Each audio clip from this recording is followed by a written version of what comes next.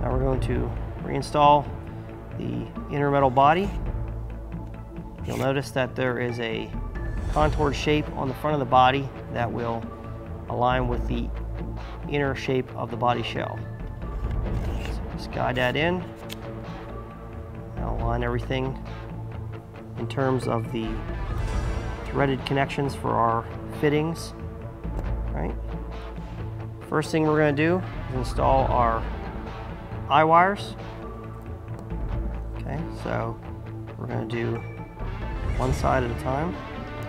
And just like when you removed the eye sensors, you want to install them with them facing up on one of their sides to guide up through the channel easier. You also notice that your eye sensors might have a bend to the wires coming off the bottom of them. It might make it a little bit easier if you just straighten them a bit. It'll allow them to guide up in easier, and then when they sit down into their pocket, that's where they'll get a little bit of a bend to those wires coming off the back. So we'll guide one side up first, just like that. Drop the sensor down into its pocket. Make sure it's sitting flat. And once you have one side in, you want to take the eye cover for that side and place it on to hold that sensor in place. Now your eye cover has a screw that slides down into its channel. So if it fell out, just slide it back down into the channel. Take your 1/16 Allen key, okay, and just place it over top the vision pocket and screw it back in place. And that's going to ensure that that sensor stays in place while we're installing the other side. You'll notice also that your vision sensors have a little nipple on one side. That nipple needs to be facing into the inner bore of the metal body. So the flat side of your sensor is what is facing up towards your eye cover. All right.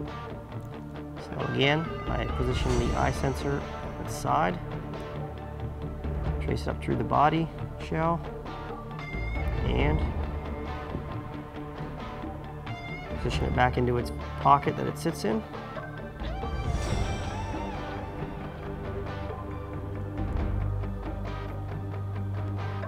Install the 1/16 Allen key back into my eye cover, holding the screw in place, and drop that back into position. Okay. Now that we have our eye wires back in place, we're going to reinstall the circuit board solenoid assembly. And the first thing we want to do is plug back in our eye harness to our circuit board. So I'm going to hold this fitting and hose out of the way.